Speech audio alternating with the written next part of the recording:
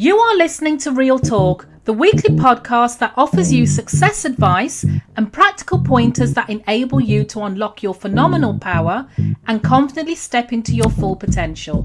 I'm your host, Janice Sutherland, confidence coach, here to inspire you to have the confidence to live the life you deserve.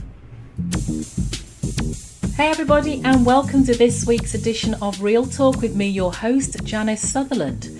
Well, it seems like superheroes have a lot to answer for over the past couple of weeks, or at least directing my train of thought, because this week I am talking about yet another superhero, and that is Superwoman, and the fact you don't have to be a superwoman all the time. Now, this was prompted, and as always, by me watching a soap, my favourite UK medical soap, where the newly appointed female CEO, who also doubled as a surgeon for her local hospital, her capability to handle both roles was questioned. And her immediate response, she turns around, looks over her shoulder and says, "I'm a woman." In other words, as a woman, nothing would be too much and she'd be able to multitask and she could do it all. Now, I admit I bristled at the statement. I wasn't at all comfortable with it, which for me was really surprising, as I can recall when I was that woman. I constantly felt I had to do it all because, of course, nobody else could do as good as me. And I was trying to raise my children as a single parent. I was studying, I had a career, I was trying to maintain my home, make sure I didn't miss any of the boys' activities, work out at the gym and be socially active. I was constantly on the go, rarely giving myself a break, not allowing myself to relax, and always in give mode. So, and while receiving very little in return. But as women, we can often fall into the superwoman mindset. This portrays a woman as strong and invincible.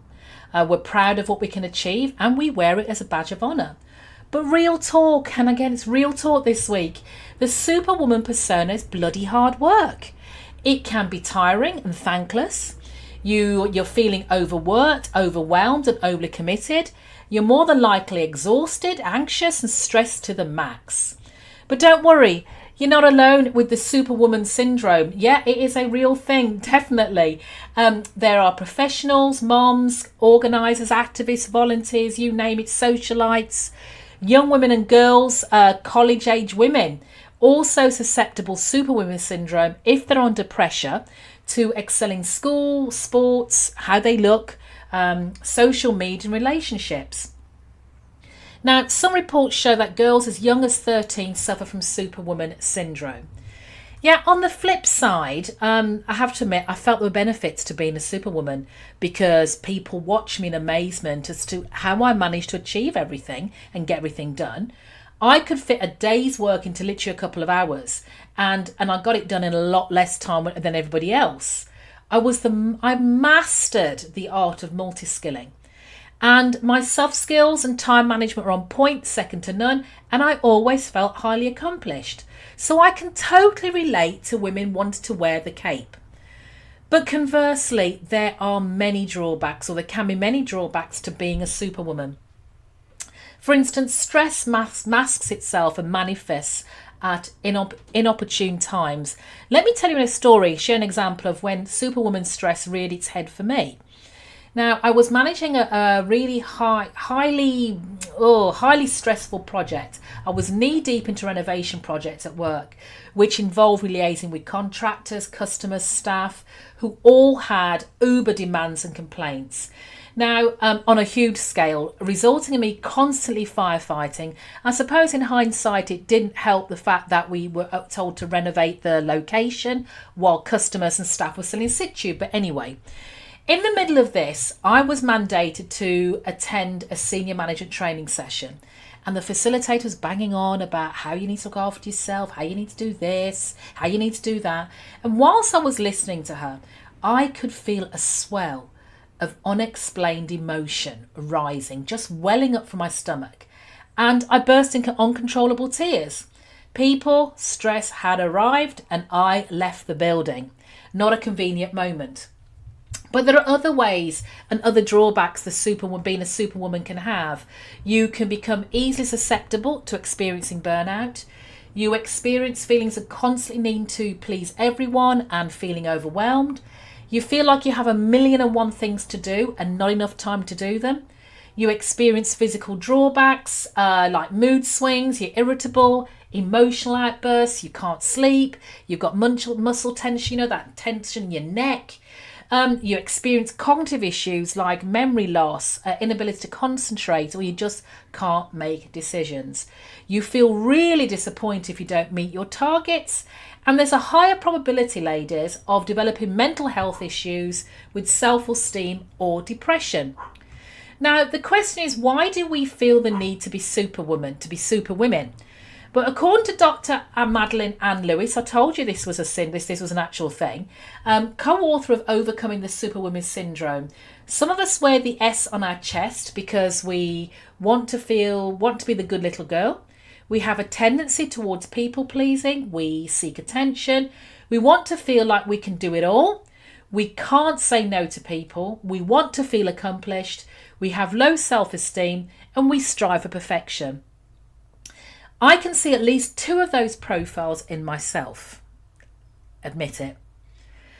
And whilst I'm a huge advocate of living life to its fullest, want to be the best and facing my challenges head on, I'm highly competitive, I want to win, I want to achieve, I want to be the best, I'll admit it's a huge balancing act, holding down multiple fronts.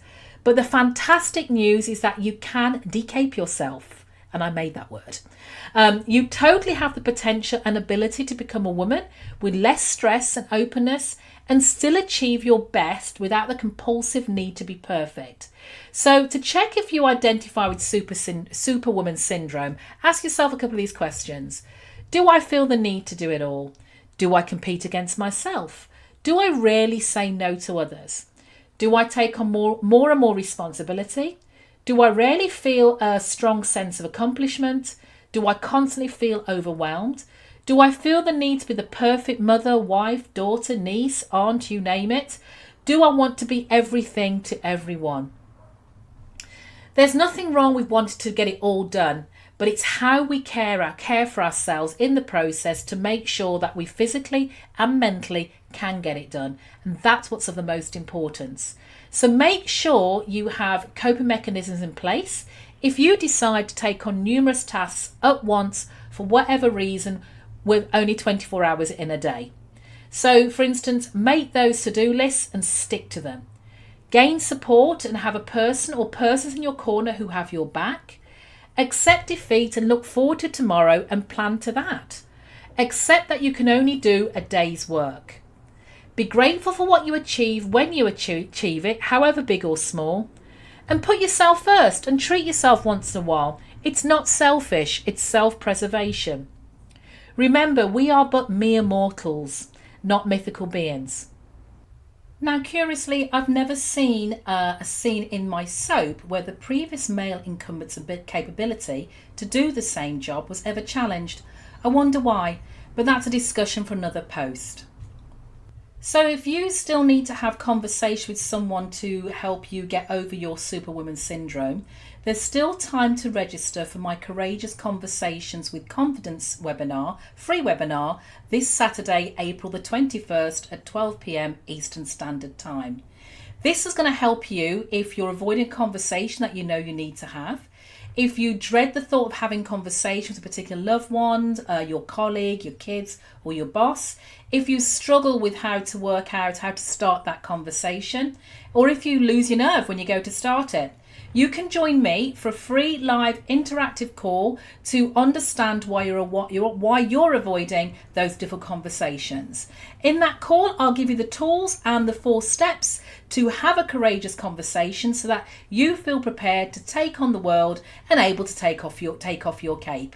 Now, I'll put links in the show notes, but you can also visit my social media page, Facebook. I am Janice Sutherland for further details and register from there.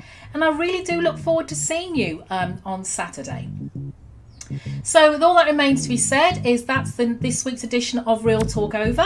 I hope you have found it informative and beneficial, which I'm sure you do. So don't keep it to yourself. Continue commenting on iTunes. Subscribe, rate and share with everybody else out there so they get the benefit as well.